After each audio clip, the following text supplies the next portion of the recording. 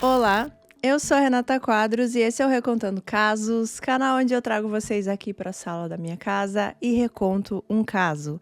Daquele jeitinho que a gente gosta, com bastante detalhes e vídeos longos. Olá, meus queridos inscritos, olá você que está chegando hoje neste canal, seja bem-vindo. Estamos aí no mês de junho, mês de festa junina, por isso tô toda de xadrez aqui. Com uma camiseta que vocês podem ver que ela é um pouco grande para mim. Mas tudo bem, tudo pela temática. Vídeos na quinta-feira, eu quero que vocês me contem aqui embaixo quem tá já se acostumando com os vídeos na quinta. E eu quero lembrar que quinta que vem, ou seja, a última quinta-feira do mês, a gente vai fazer uma live aqui no canal pra gente comentar todos os casos que eu postei durante esse mês de junho. Vou tentar trazer aqui os comentários de vocês mais curtidos, as dúvidas que vocês tiveram em algum caso e a gente pode comentar mais coisas aí na live, tá? Então, quinta-feira que vem, que vai ser que dia, Renata? 29 de junho, gente, quinta-feira. Se você tá vendo esse vídeo aqui em tempo real, né? Antes do dia 29, já anota na agenda aí o dia da live pra gente conversar bastante. Espero você. O caso de hoje é recente, porque pra mim tudo que é dos anos 2000 pra cá é recente. Não, mas esse realmente é recente. Ele é de 2020. Foi na época aí que tava assim, começando a pandemia. Foi bastante televisionado. As pessoas deram bastante entrevista, o que deixa esse caso ainda mais interessante. E ele é um daqueles casos que meio que beira o absurdo. E é aquele que a gente fica questionando ali o pensamento limitado das pessoas. Então, vamos a ele.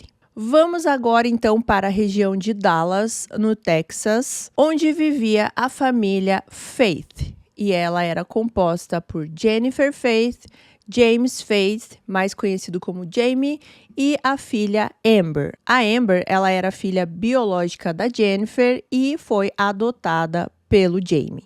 Vamos conhecer aqui um pouquinho dessa família. O James, ele nasceu em 1971, ele fez a faculdade de Ciência da Computação e ele continuou tendo uma carreira depois dessa faculdade, uma carreira bem sucedida em engenharia de software. O Jamie, ele costumava dizer que relacionamentos não eram para ele. Ele achava que ele nunca ia se relacionar com alguém, que ele não seria pai. E, na verdade, era algo assim que ele não pensava, sabe? Ele não eram planos que ele tinha para a vida dele. Ele não achava que era um cara que iria ter esse tipo de experiência na vida. Deixa eu erguer o microfone um pouquinho para não ficar me abaixando.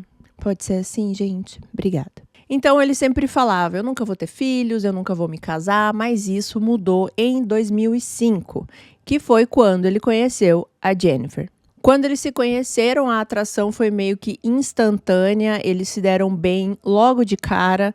E a Jennifer, ela já tinha, na época, uma filhinha de 8 anos. Então, para os amigos ali do Jamie, foi muito curiosa essa situação de um cara que falava que não queria casar e agora estava apaixonado, e falava que nunca queria ter filhos, e agora ele era ali padrasto de uma menina de 8 anos. Os dois se casam em Las Vegas em 2012, e quando a Amber completou 18 anos, o Jamie legalmente a adotou. Nessa época aqui, já em 2012, ele começou a trabalhar para a American Airlines. E a Jennifer, ela trabalhava meio que num setor de administração de serviços de saúde. E esse relacionamento dos dois era muito bem visto pelos amigos e as pessoas próximas ao casal. Todo mundo via que eles se davam bem, que eles eram assim meio que a combinação perfeita e também o relacionamento que eles tinham com a Amber. O Jamie amava a Amber, tratava ela como se fosse filha dele e ela a mesma coisa, tinha muito amor pelo Jamie. Então era aquela família bonita de se ver. O Jamie sempre foi descrito como um cara muito querido, muito trabalhador, estudioso, inteligente, e tudo estava prosperando nessa família. Nessa época aqui, em 2017, mais ou menos, eles estavam vivendo no Arizona, mas o Jamie, ele foi promovido e então eles se mudam para Dallas. Eles viviam muito bem ali em Dallas. As coisas que o Jamie mais gostava de fazer era acompanhar o time dele de futebol americano, que era o Packers, e ele amava estar com a esposa e com a filha Amber. E nesses anos que se seguiram ali em Dallas, tudo continuou dando super certo para a família. Inclusive, o Jamie, ele estava num cargo bem alto ali na American Airlines. Aproveitavam a vida aí como qualquer família comum e feliz. Tudo mudou no dia 9 de outubro de 2020. A gente estava ainda bem aí na pandemia, né? Já estava aí com um bom tempo de pandemia, mas ainda era um tempo bem crítico, né? 2020 inteiro foi péssimo. Eu era bancária ainda nessa época. Bom, era amanhã desse dia, mais ou menos ali 7h35 da manhã, que era o horário habitual que o Jamie e a Jennifer saíam para passear com o cachorro da família. Então, eles passeavam ali na região da casa, né, na vizinhança. Inclusive, a gente tem um registro de câmera ali de vigilância deles saindo exatamente nesse dia. Um fato curioso é que no dia anterior aqui ao que eu vou relatar, o casal tinha comemorado 15 anos de casamento. Bom, então o que aconteceu? O casal estava andando ali pela calçada com a sua cachorrinha Maggie. Eu falei que era um cachorro, mas é uma cachorra, a Maggie. Eles estavam andando ali tranquilamente, como faziam em várias manhãs, quando um sujeito apareceu. Ele estava com uma máscara e ele começa a atirar no Jamie. A Jennifer, ela disse que ela escutou os passos desse homem se aproximando, mas ela nem conseguiu fazer muita coisa. Esse cara começou a atirar no marido dela e ele se volta para ela, começa a dar alguns tapas e começa a amarrar a mão dela com uma fita adesiva. Nisso, ele tenta pegar alguns anéis que ela tinha na mão, mas aconteceu tudo muito rápido e de repente esse homem sai correndo. Foram ouvidos, no total, 9 disparos, e 7 deles atingiram o Jamie. 3 vezes na cabeça, 3 vezes no peito e 1 vez na região da virilha. A Jennifer conta que quando esse sujeito estava ali arrancando os anéis da mão dela, ela estava gritando muito, ela estava pedindo muito por ajuda. Imediatamente a ajuda vem, né? A polícia chega, os vizinhos também vêm ajudar. E foi uma situação bem desesperadora, né? Nas primeiras horas aí da manhã, ninguém espera ser surpreendido com tantos tiros acontecendo ali na vizinhança.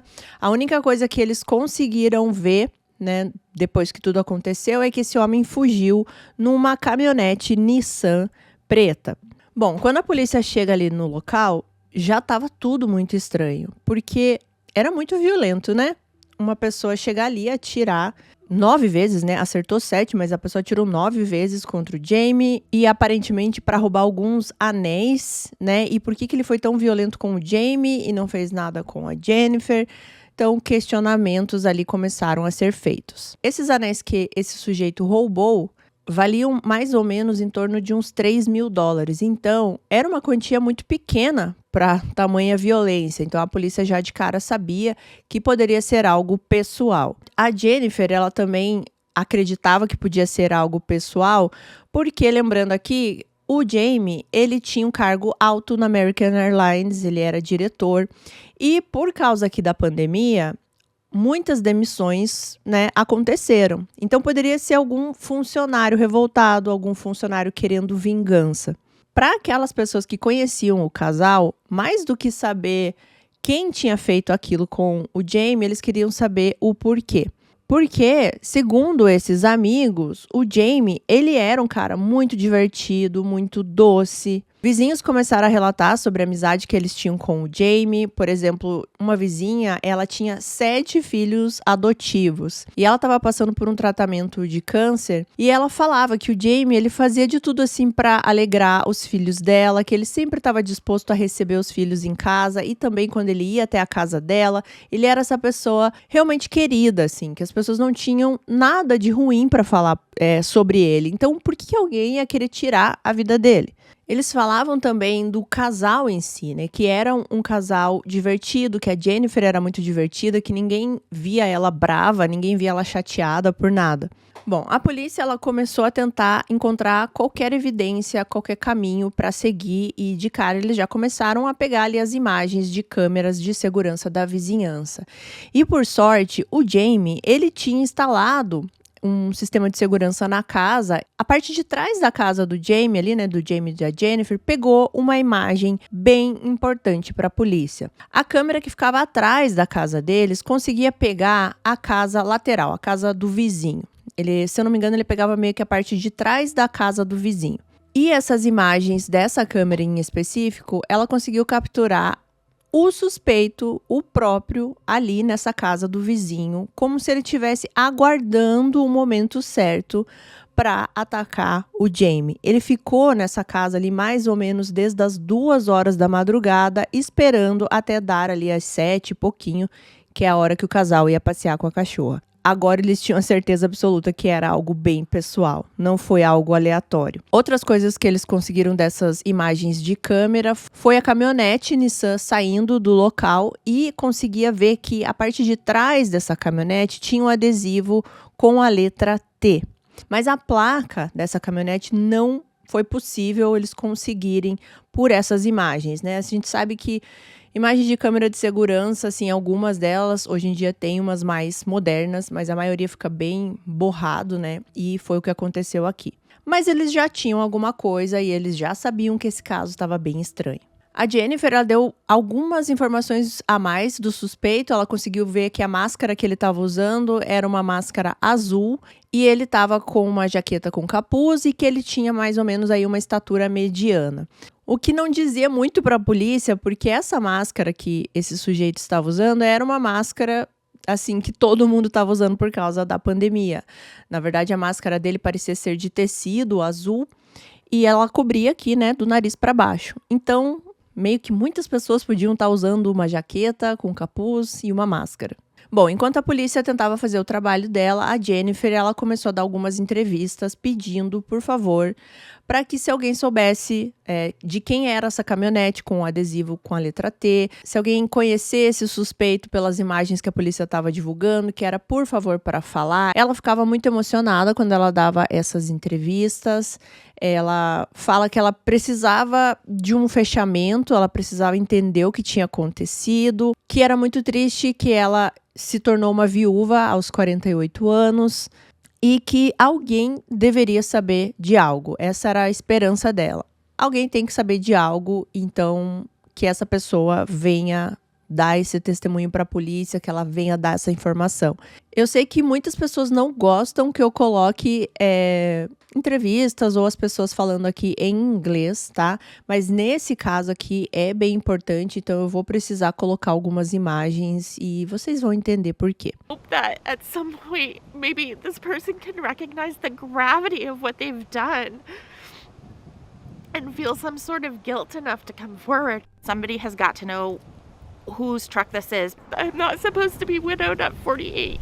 Uma coisa que aconteceu depois aí da Jennifer dar essas entrevistas foi que a comunidade ali, a vizinhança, ficou muito tocada com essa situação e eles resolveram fazer uma vaquinha online. É basicamente isso. É que lá nos Estados Unidos se chama GoFundMe, mas aqui seria a nossa vaquinha, tá? É a mesma coisa.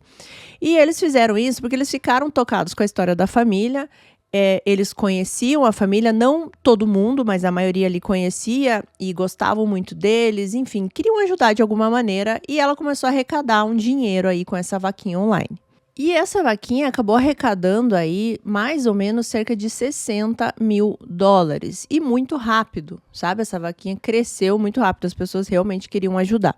Usando um pouco desse dinheiro da vaquinha, a Jennifer, ela fez o velório, né, e o sepultamento do Jamie. E eles fizeram 2 velórios, um em Phoenix e um em Dallas.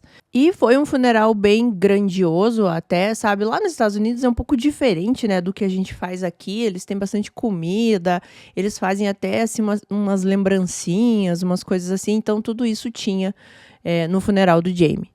Bom, eles começaram a oferecer recompensa para qualquer informação. Foi oferecida uma recompensa de $25.000 e a Jennifer, ela continuava apelando, né, na TV por qualquer informação e pela ajuda das pessoas.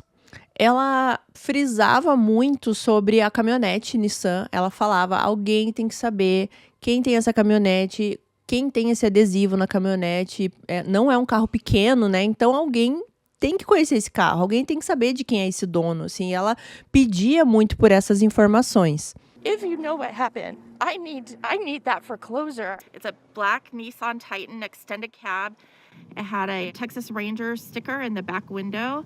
Bom, a gente sabe que a polícia, ela nunca segue uma linha de raciocínio, ou pelo menos não deveria seguir, né? Ela tem que investigar tudo e todos. E é claro que eles começam também a investigar a Jennifer, porque o cônjuge sempre vai ser investigado nesses casos, os familiares em geral, né?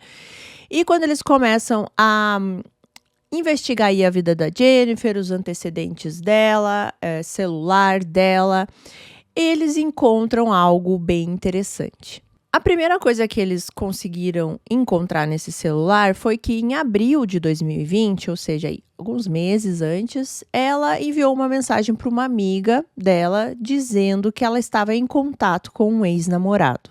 Nessa mensagem, ela apenas diz o nome de Darren, e daí a polícia vai procurar ali nos contatos e eles descobrem o nome completo de Darren Lopes. E aparentemente a Jennifer, ela estava tendo um caso com o Darren. Era um caso mais virtual, mas eram muitas mensagens e promessas de vidas juntos e vários planos para o futuro. Então vamos entender um pouquinho quem era Darren Lopes. Darren Ruben Lopes, de 48 anos, morava no Tennessee e ele e a Jennifer, eles namoraram no colégio. E depois da faculdade, eles até tinham planos de se casar, só que eles acabaram se separando. Eles se separam e logo em seguida a Jennifer conhece o Jamie. Então ela vai e segue a vida com o Jamie. O Darren, ele acaba sendo militar durante a maior parte da vida dele. Ele foi um militar que ele recebeu várias medalhas pelo serviço prestado. Ele tirou a vida de 19 pessoas enquanto ele estava aí no serviço militar. Ele teve também uma lesão cerebral muito grave por causa de uma bomba no Iraque. E no momento aqui onde está acontecendo esse fato, e ele está agora conversando por mensagens com a Jennifer, ele está passando por um divórcio, né? Então agora ele é um veterano de guerra passando por um divórcio. Aparentemente esse divórcio não estava sendo algo tranquilo e foi quando ele retoma esse contato com a Jennifer por mensagens. Eles se encontraram nas redes sociais, né? Hoje em dia é bem mais fácil e desde então eles estavam mantendo esse contato. Agora, uma coisa mais interessante ainda que a polícia descobriu sobre o Darren é que ele era dono de uma caminhonete Nissan preta. Bom, como o Darren estava morando no Tennessee, então agora a polícia ali do Tennessee e de Dallas, eles se uniram para conseguir mais informações sobre ele. E o que eles começaram a fazer? Primeiro, eles começaram a rastrear o celular do Darren, para saber se ele tinha saído da cidade, se ele tinha ido até Dallas. E eles fizeram também uma vigilância aérea na propriedade do Darren, porque ele morava meio que numa espécie de uma fazenda, era um lugar bem grande. Eu tô colocando imagens aqui para vocês verem. E logo de cara, nessa vigilância aérea que a polícia faz, eles identificam a Nissan preta com um adesivo com a letra T na parte de trás. Quando a polícia chegou até essa informação, eles não foram já assim prender o Darren nem nada do tipo. Eles queriam investigar mais, eles queriam ter mais provas. E foi aí que eles começaram a ir atrás dos registros telefônicos do Darren. E o que eles descobrem, gente?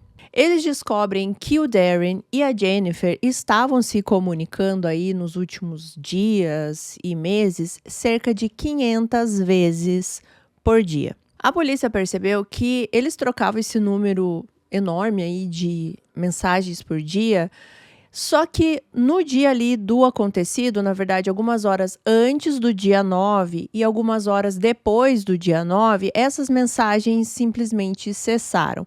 Um período mais ou menos de 28 horas. Então era muito estranho, né? Por que que eles estavam conversando nessa frequência tão alta? Inclusive eu vi em algum lugar que no dia 5 de outubro, né, alguns dias antes de tudo acontecer, eles chegaram a trocar 700 mensagens no dia. Gente, é muita mensagem. É tipo você ter que ficar falando com a pessoa o tempo inteiro, o dia inteiro e não fazer mais nada.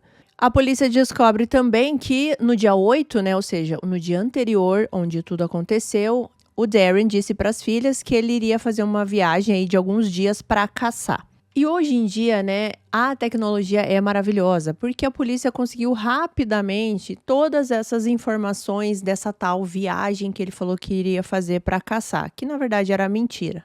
Eles conseguiram rastrear todo o percurso que ele fez pelo GPS do carro dele, porque ele colocou no GPS do carro o trajeto ali da casa dele no Tennessee até Dallas, que dá mais ou menos aí umas 10 horas de viagem, não é logo ali. No meio desse trajeto, ele parou em alguns postos de gasolina, ou para abastecer ou comprar alguma coisa. Em um deles, se eu não me engano, tem imagens quando ele está comprando um Red Bull para continuar a viagem. Às 2h19, eles conseguem ver pelo GPS do carro que ele chega ali naquela região da casa da Jennifer, exatamente naquela casa ao lado onde ele foi capturado também pelas câmeras de vigilância. Ou seja, gente, ainda bem que tá ficando cada vez mais difícil para as pessoas se esconderem quando elas vão fazer algum crime, quando elas vão fazer algo errado, né?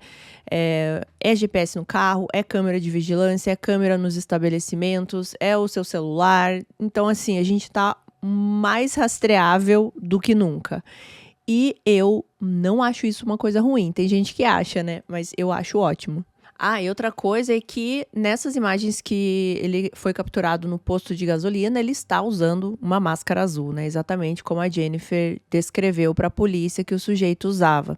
E outra coisa, assim, que a polícia constatou era a vontade de cometer esse crime, porque ele, além de dirigir, né, 10 horas até Dallas, ele chega ali na casa umas 2 da manhã e fica aguardando ali até as 7 da manhã. Ele teve muito tempo para desistir, para pensar em outra coisa, para voltar para casa dele, mas ele estava determinado que ele iria tirar a vida do Jamie.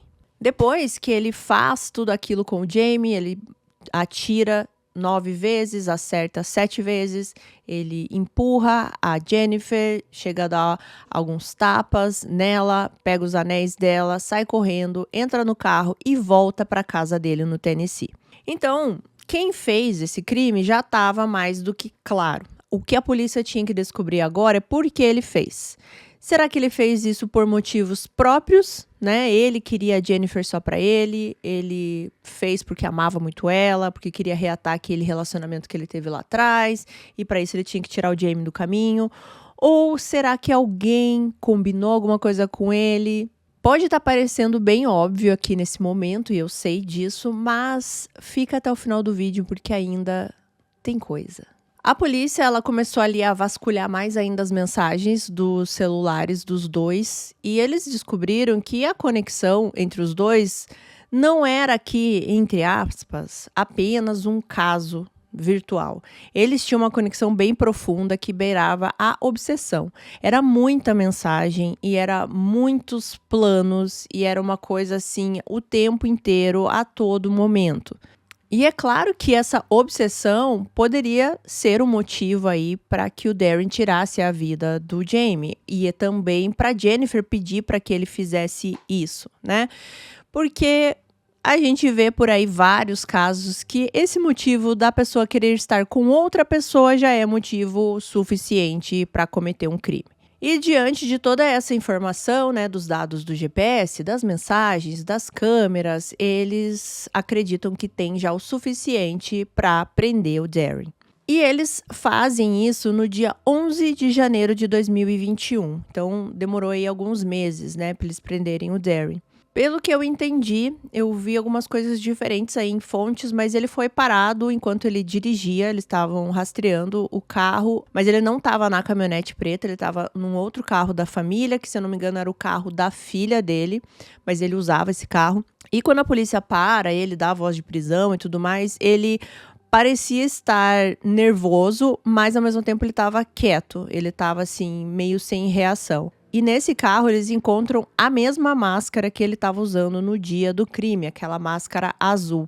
Quando eles já têm o Darren sob custódia, eles vão revistar e tentar procurar mais provas na casa do Darren. E lá eles encontram uma arma calibre 45. E nessa altura eles já sabiam que a arma que atingiu o Jamie era uma calibre 45. Testes de balística foram feitos e eles conseguiram combinar as balas, que atingiram o Jamie com a arma encontrada na casa do Darren. Na arma, eles também encontraram pequenos vestígios de sangue do Jamie. Outra coisa que eles encontraram nessa casa foi um cartão de crédito no nome da Jennifer, mas a gente vai falar disso um pouquinho lá pra frente. Bom, ele foi preso e acusado ali tanto em nível estadual quanto em nível federal, porque ele cometeu o crime num lugar e morava em outro, e daí ele foge para outro lugar, tem todo esse esquema aí do que ele fez num estado e no outro estado, mas enfim, ele foi acusado de crime de arma de fogo e de assassinato. Ele se declarou inocente de ambas as acusações e foi transferido para a cadeia do condado de Dallas e lá foi detido sob uma fiança de $1 milhão. É claro que nesse ponto a polícia acreditava mais ainda que a Jennifer estava envolvida nisso tudo, até parecia meio óbvio, então eles chamam ela novamente agora para um interrogatório mais incisivo, digamos assim. Quando eles chamam a Jennifer para esse interrogatório, eles não falam e nem mencionam sobre o Darren, não falam que ele está preso, nem nada do tipo, eles não queriam dar nenhuma informação a mais para ela. Eles questionam ela sobre o Darren, sem dar mais informações, e ela disse que não tinha um relacionamento sexual com ele, mas ela admitia as mensagens que eles trocavam. Eu tenho um dado aqui, gente, porque nesse caso você vai ver vários dados de várias formas, mas eu peguei exatamente esse aqui porque eu achei muito absurdo, que os policiais da prisão do Darren, eles falaram que os dois trocaram cerca de 116 mil mensagens de texto. A polícia conseguiu também, depois aí que o Darren já estava preso, mensagens que a Jennifer mandava para ele, meio que assim, aconselhando ele a apagar algumas mensagens. Ela também diz que ela iria apagar algumas mensagens. Inclusive, tem uma mensagem que a Jennifer manda para ele, mais ou menos dizendo que ela vai redefinir o telefone dela do zero, como se fosse assim as configurações da fábrica, e que não era mais para ele mandar mensagens por X horas, assim. E era exatamente esse gap ali que eles não trocaram mensagens um pouquinho antes e um pouquinho depois do crime. E assim, quanto mais eles vasculhavam nessas mensagens, mais eles descobriam assim o quanto esse casal tava realmente ali conectado, Eles trocavam mensagens sexuais, Eles praticamente faziam sexo ali por mensagens. Trocavam muitas mensagens amorosas, muito eu te amo, bom dia, boa tarde, boa noite, o tempo inteiro, planejamento para o futuro, como eu já falei. Mas ao mesmo tempo, que ela tava ainda trocando essas mensagens, mesmo depois do crime com o Darren, na TV ela estava fazendo aquele papel da viúva triste, da viúva que queria informações, mesmo ela sabendo que quem tinha feito tudo aquilo era o ex-namorado dela, que ela conversava 700 vezes por dia. E uma coisa que a polícia descobriu nessas mensagens, que foi bem crucial para o que vai acontecer lá na frente, é que, vocês lembram que a Jennifer, ela falou várias vezes na TV que as pessoas tinham que prestar atenção numa Nissan com o T na parte de trás, o adesivo. Ela dava detalhes do carro do ex-namorado. Só que para o ex-namorado, um belo dia ela escreve dizendo que ela estava com um sentimento que ela tinha que dizer para ele para tirar aquele adesivo do T da parte de trás do carro e que ela se sentiria melhor se ele fizesse isso. Pouco tempo depois, ele responde dizendo que estava feito. Ele tinha tirado aquele adesivo do carro. Por isso que tem imagens desse carro que a polícia pegou na fazenda lá dele com o T e também depois sem o T, porque a própria Jennifer tinha pedido para ele tirar. Uma das coisas que os policiais questionaram a Jennifer na época de tudo, por que ela achava que o cara não atirou nela, né? Por que aconteceu tudo aquilo e ele desperdiçou tantas balas no Jamie e não atirou nela? E ela disse que era porque o cara ficou sem balas. Ela deu essa desculpa. Então é lógico, né? O que tá acontecendo aqui, a polícia só precisava de alguma forma conectar tudo bem certinho para eles conseguirem resolver esse crime e colocar esse casal na cadeia. Bom, é claro que no meio de tudo isso tem que ter o quê? Dinheiro, né? Então, o que a polícia descobre? Que o Jamie, ele tinha um seguro de vida em nome dele no valor de $629 mil. O que a polícia também descobre é que a Jennifer, ela tentou, né? Ela foi até a companhia de seguros para tentar reivindicar essa pólice de seguro, esse valor no nome do marido dela. Só que a seguradora não permitiu, porque a seguradora faz toda uma investigação, né, vê tudo que está realmente acontecendo, e eles foram aconselhados pela polícia a não liberarem esse dinheiro, porque ela não tinha sido descartada totalmente ainda como suspeita. E ela ficou, gente, uma fera, ela ficou até nervosa nessa seguradora, ela chegou a meio que se irritar e a brigar ali com os funcionários. Ela chegou a escrever para o Darren também sobre isso, que ela estava indignada que não tinham pagado o valor para ela. E, gente, é tão absurdo isso, assim, o quanto vale a vida de uma pessoa para certas pessoas, né? Nada. Ela teve a ousadia, a audácia de ir até a polícia reclamar disso também. Ela chegou na polícia falando: como assim que eu não sou descartada como suspeita? Como assim eu não tenho nada a ver com isso? Eu preciso que vocês falem aí que eu não sou suspeita, porque eu preciso sacar o dinheiro. Ora as bolas. E lembrando aqui, gente, que demorou aí, né, uns 3 meses mais ou menos, para a polícia prender o Darren, né? E durante esses 3 meses aí, que os dois estavam soltos e achando que iriam se safar, a Jennifer, ela começou a dar muito dinheiro pro Darren. Porque o Darren, ele estava com dificuldades financeiras. Ele estava passando por aquele divórcio, ele não estava bem financeiramente, então a Jennifer começou a dar muito dinheiro para ele. Ela deu um cartão de crédito para ele, que é aquele encontrado na casa do Darren. Tem um e-mail que ela fala desses cartões de crédito para ele, eu vou ler aqui para vocês esse trecho, abre aspas.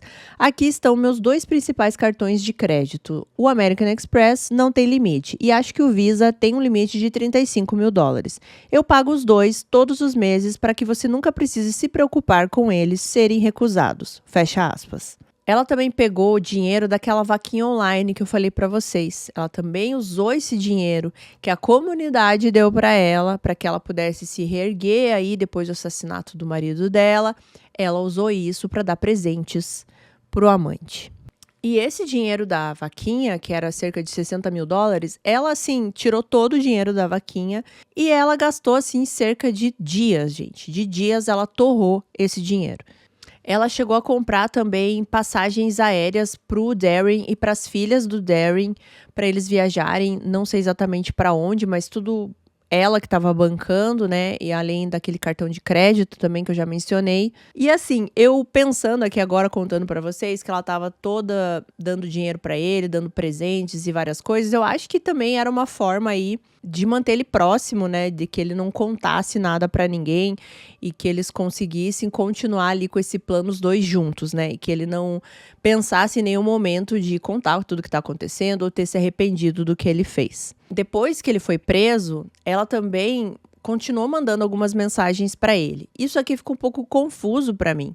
Eu não sei se eram mensagens de celular ou mensagens que ela conseguia falar com ele na prisão, não sei exatamente, mas eu li que ela continuou assim conversando com ele mesmo depois que ele foi preso, falando que ela amava ele e queria amar para sempre e que ela estaria apoiando ele em todos os momentos. Então, voltando aqui para a investigação do caso propriamente dita, no início ali de 2021, como eu falei para vocês, eles prendem o Darren, eles continuam questionando a Jennifer. A polícia já tinha um caso bem sólido contra o Darren, mas a Jennifer não tinha sido acusada de nada ainda. Eles não tinham exatamente com o que trabalhar ali para gerar uma acusação contra ela.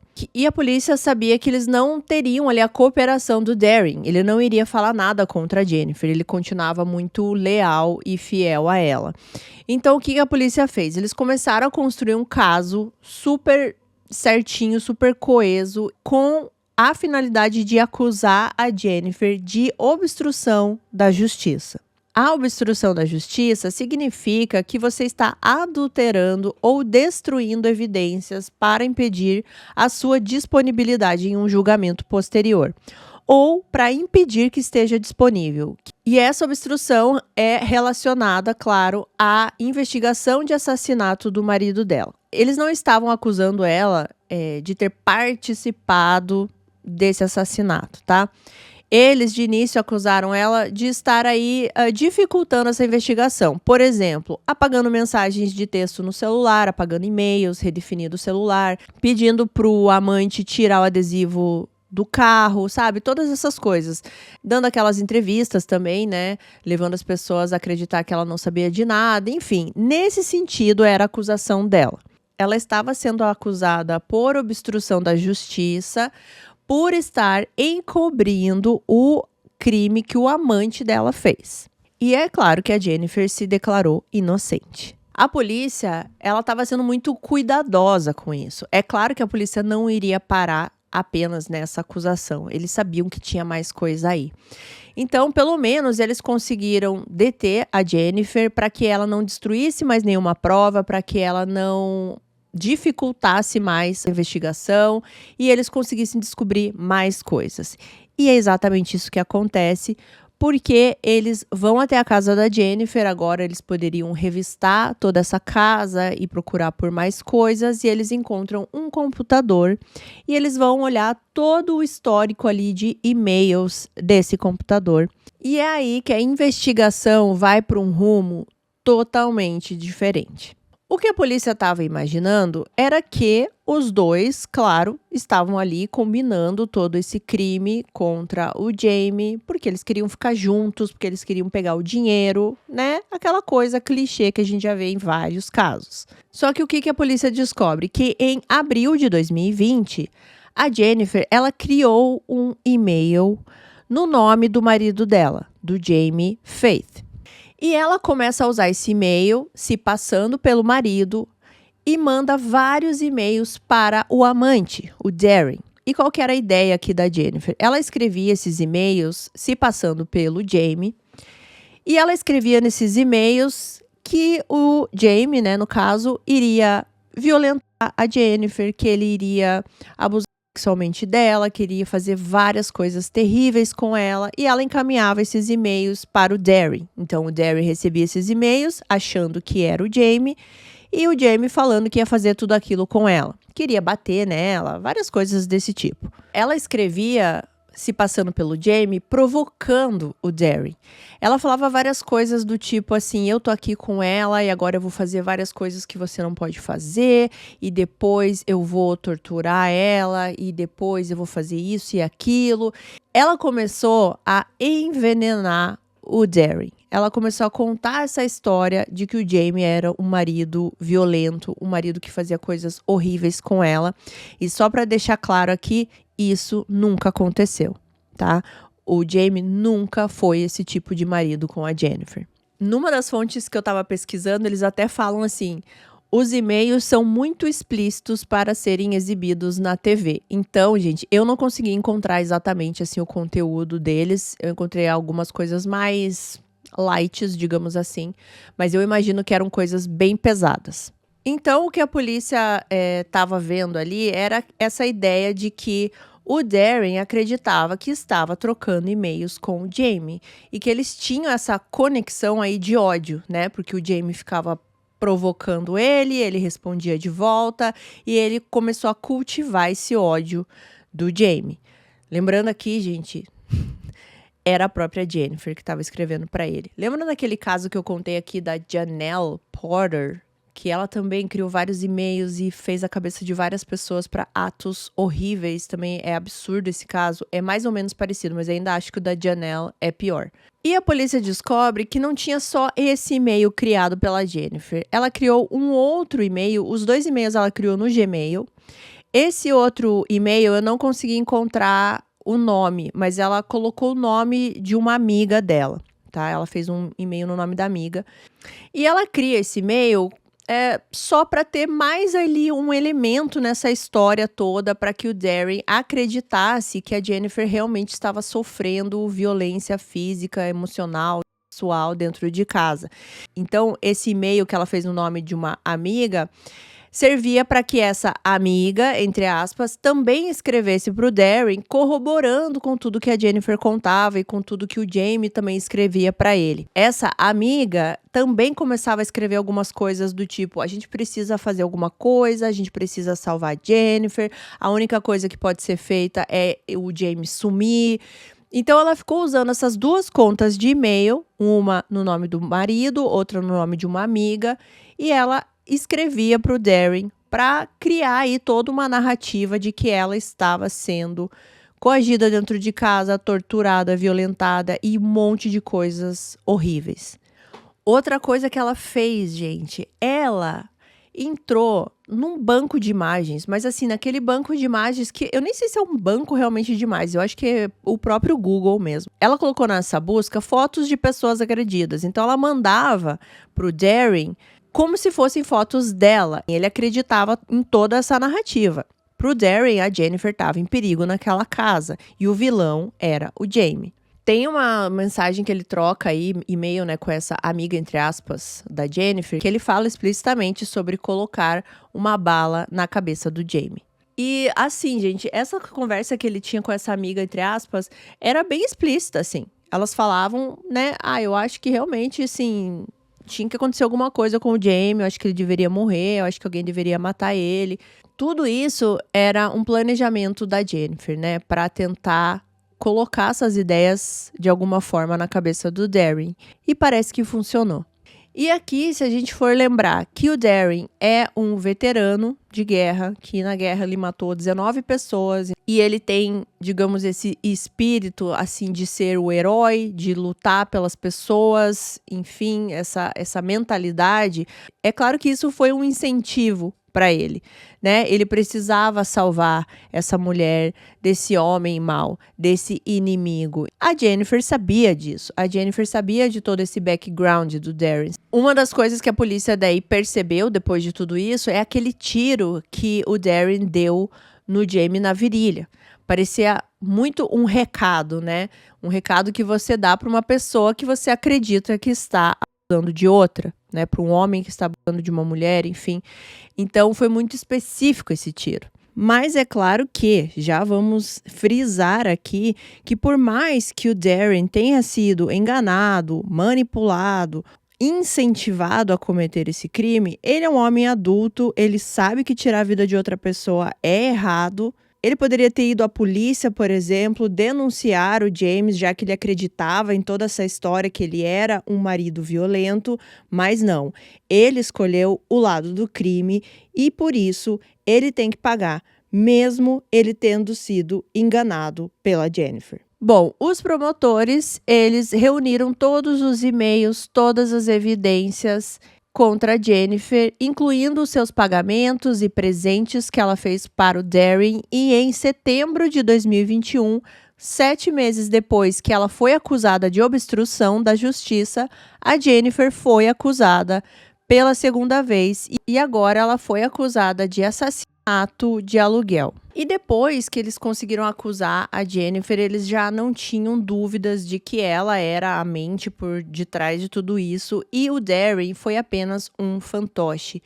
Porque, gente, ele realmente acreditou em toda essa história que a Jennifer contou pra ele. Ele realmente acreditou que estava salvando a vida dela e que o Jamie era um cara péssimo e que fazia várias coisas horríveis com a Jennifer. Inclusive, na cadeia, na época que ela conseguia ainda ter algum contato com o Darren, né, antes dela ser presa, ela mandou o seguinte, eu acho que e-mail ou mensagem para ele, abre aspas. Apenas uma nota rápida para dizer que nunca menti para você e nunca enviei e-mails de nenhuma conta além da minha. Há muito mais que eu gostaria de poder dizer, mas não posso agora, fecha aspas. Ou seja, ela continuava mantendo a história para ele mesmo ele estando preso. Continuava mandando essas mensagens de amor, continuava de certa forma manipulando ele, como se ele fosse o herói da vida dela. Na verdade, eu não sei, assim, uma opinião minha, eu acho que ela nem queria ficar com esse cara. Ela só realmente usou para que ele tirasse o marido da vida dela, para que ela ficasse com o dinheiro do seguro. Se eu não me engano, ele também tinha algum dinheiro guardado em banco. Eu sei que no total daria perto de $1 milhão, tudo que ela levaria do marido. Então, para mim, ela pensou apenas nela. Ela não queria viver um outro amor, ela não queria ficar com outra pessoa. Ela só usou esse cara para tirar o marido da vida dela. Bom, a Jennifer, ela decidiu aceitar um acordo de confissão de culpa e ela iria cooperar com as autoridades. Então, no dia 7 de fevereiro de 2022, a Jennifer foi ao tribunal de Dallas e se declarou culpada da acusação de assassinato de aluguel. O acordo consistia em ela confessar, né, ela se declarar culpada, e daí a promotoria tiraria a pena de morte e daí iria trocar pela prisão perpétua. Um detalhe importante desse acordo foi que a Jennifer tinha que admitir que o Jamie nunca foi abusivo com ela, nunca foi violento. Ela também revelou que ela gastou todo aquele dinheiro da vaquinha online. E isso foi muito difícil para as pessoas que conheciam ela, né, que de alguma forma se solidarizaram com aquela dor que ela estava sentindo, né, que eles achavam que ela estava sentindo. E eles foram também enganados, né? Ela tirou o dinheiro dessas pessoas. O Darren, depois que a Jennifer faz esse acordo, ele concordou em responder mais algumas perguntas aí dos investigadores. E ele assumiu, né, daí que ele realmente atirou no Jamie, não que tivesse alguma dúvida. Mas ele fala que ele começou a se reconectar com a Jennifer de início porque ele estava muito depressivo, ele estava muito mal, ele estava passando por um momento difícil da vida dele e que no início ele não tinha essa intenção de se reunir com ela romanticamente ou que ela terminasse esse casamento para ficar com ele, que foi uma coisa aí que foi acontecendo. Tem, numa das fontes que eu vi, eles até falam assim que é difícil a gente entender o que veio primeiro, né? Se primeiro eles ficaram apaixonados e daí surgiu essa ideia do crime, ou se a Jennifer já tinha essa ideia do crime e daí usou o romance para conseguir, né? Pode ter sido qualquer uma das duas. Eles nunca tiveram nenhum contato físico. Eles nunca se viram em todo esse processo. Nunca. Era tudo por mensagem, por e-mail. Ela conseguiu manipular esse cara de um jeito que ele nem pediu, sei lá, tipo, pra ver ela. Eu quero te ver, já que a gente vai ficar junto, vamos se ver. Ela devia, de repente, sei lá, falar alguma coisa pra ele, não sei, né? Mas ela conseguiu manipular ele apenas por mensagens de texto e fotos ali fake de pessoas que foram agredidas. Eu trago muito aqui casos de manipulação quando as pessoas moram juntas ou convivem, pelo menos. Agora, no mundo moderno acontece muito isso, né? A manipulação aí virtual. O tanto de casos que a gente vê aí de pessoas que se fazem passar por outras pessoas para conseguir dinheiro, para conseguir bens. E nesse caso aqui foi para conseguir um assassinato. Bom, o Darren, ele também disse que o assassinato foi ideia da Jennifer. E o advogado dele tentou levar também para um lado aí de que a Jennifer tirou vantagem dele, porque ele tinha sofrido aquela lesão cerebral que eu comentei com vocês no começo do vídeo. E esse advogado disse que a Jennifer é tão ou mais responsável pela morte do Jamie do que o Darren. Bom, sobre a Amber, antes da gente entrar aqui nos finalmente do caso, a Amber, ela acabou, pelo que eu entendi, ficando com a casa ali do Texas, mas daí essa casa foi vendida. Ela se mudou do Texas ali com a cachorrinha, com a Maggie, e eu espero muito que ela esteja vivendo bem. Porque o que ela passou, gente, é muito terrível. O trauma que ela deve ter vivido, as descobertas, né, conforme ela ia descobrindo que a ideia foi toda da mãe dela, né? Então, enfim, eu só espero que ela esteja bem. Sobre o GoFundMe, que é a vaquinha online lá dos Estados Unidos, eles ofereceram o reembolso para todas as pessoas que ajudaram a Jennifer. Eu não sei se todas as pessoas pediram esse reembolso, mas esse site ofereceu, o que eu achei muito digno, o que eu achei assim muito legal da parte deles. Então agora a gente vai aqui para os finalmentes do caso, tá? Quando eu conheci esse caso, ele não tinha sido julgado ainda. Então, agora que eu resolvi trazer esse caso, eu pesquisando, eu vi que sim, que agora em junho de 2022 aconteceu o julgamento da Jennifer. E sim, ela foi condenada à prisão perpétua. A juíza também ordenou que ela pagasse $6.500 em restituição à família do seu falecido marido para cobrir as despesas do funeral e uma multa de $250 mil. O julgamento do Darren ainda não aconteceu, ele ainda está aguardando o julgamento. Então, quando eu tiver aqui alguma notícia, alguma atualização, eu coloco ou no comentário fixado, ou se valer a pena gravar outro vídeo, a gente não sabe o que o Darren pode contar aí a mais nesse julgamento, eu posso fazer outro vídeo. E o que eu posso dizer desse caso? Eu acho que eu já contei aqui no canal alguns casos que tem mais ou menos essa temática de separação, dinheiro, amante, enfim, né? Se bem que eu acho, já falei aqui que eu acho que esse caso não é bem o do amante, né? É mais o do dinheiro. Ela viu uma oportunidade de mudar a vida dela, ela queria mais. Tem pessoas que elas sempre querem mais, elas sempre querem o do outro, elas não conseguem valorizar o que elas têm ali. E tudo bem, gente, às vezes você não vai ser o feliz para sempre com seu marido, com a sua esposa. O respeito pela relação que você teve com uma pessoa deve continuar, inclusive no término, né? Inclusive na hora que você decide que não é mais aquilo que você quer.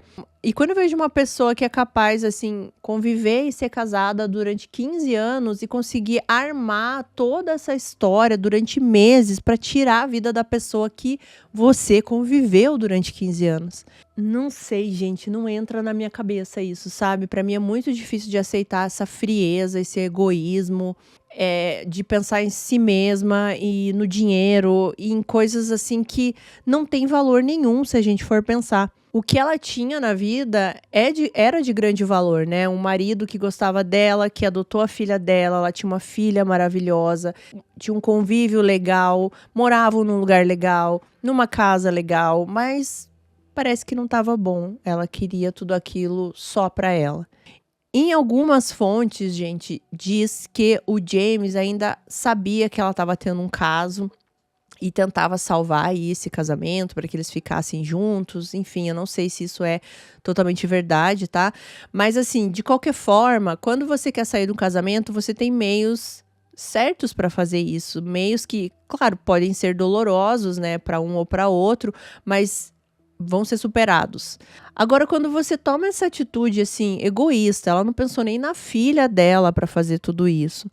E é muito louco pra mim pensar assim, ela viveu com esse cara durante 15 anos, por que só aqui nesse momento ela teve essa vontade, né? Será que realmente foi esse primeiro contato aí com esse ex-namorado? Será que surgiu alguma coisa dentro dela? Será que ela ficou apaixonada por ele? Não sei. Mas pelas atitudes que ela teve depois, eu acho um pouco difícil de acreditar. Até porque nesse ponto aqui eu já não sei se a Jennifer é capaz de sentir algum sentimento por alguém. Agora, outra coisa que eu sempre fico pensando nesses casos específicos é o que eu falei lá no início, né? A mínima capacidade de raciocínio que essas pessoas têm de não pensar no que vai acontecer ali 2, 3 passos à frente. Porque não é possível, gente, assim, sabe? Tem coisas... Ainda mais nos dias de hoje, né? Nos dias de hoje aqui, que a gente tá todo rastreável, todo tecnológico, tudo dá pra saber. A gente acha que tá fazendo as coisas escondido na internet, não tá. Tudo dá pra achar, tudo dá pra saber. E daí as pessoas, assim, fazem isso como se fosse sair impunes, como se fosse sair livres com $1 milhão na conta e vou pagar de viúva o resto da minha vida. Ai, gente, sério, é ultrajante, assim, porque parece que a pessoa tá subestimando, né? Todo mundo que tá ao redor dela, assim. E esse foi o caso de hoje, gente, um caso mais curtinho, mas eu acho bem legal trazer casos mais recentes pra gente acompanhar como ele foi resolvido nas tecnologias que existem hoje, como a polícia está trabalhando hoje em dia, né? Eu espero que vocês tenham gostado também. Um agradecimento super especial aos membros do canal do Na Sala da Minha Casa. Esses nomes que vocês estão vendo na tela, essa lista está crescendo. Vou aproveitar aqui também para agradecer a quem faz parte aí do pacote quadrinhos dos membros do canal. E se você quiser fazer parte dos membros do canal, vou deixar aqui na descrição um link, lá tem um vídeo explicando certinho como fazer, tem 2 pacotes que você pode escolher. Se você não quiser ou não puder ser membro, gente, tá tudo bem, tá tudo maravilha. Eu fico muito feliz que você fique aqui comigo até o final do vídeo. Dê o like, compartilhe. Se você quiser, pode me seguir lá no Instagram. Lá eu não falo de crimes, eu falo mais do meu dia a dia, as coisinhas lá que eu posto. Então, se você quiser, eu tô por lá também. Vou deixar aqui pra vocês o vídeo da Janelle Porter, que tem uma coisa parecida com esse caso. E aqui, eu não sei qual eu vou deixar. Eu vou escolher um bem legal que tem a ver aqui com esse caso que eu tô contando. Se você já assistiu esses dois aqui, clica no meu rostinho e vai escolher outro vídeo pra assistir. Se não for inscrito, se inscreve. A gente se vê no próximo vídeo. Gente, muito, muito obrigado por estarem aqui, tá bom? Um beijão, fiquem bem.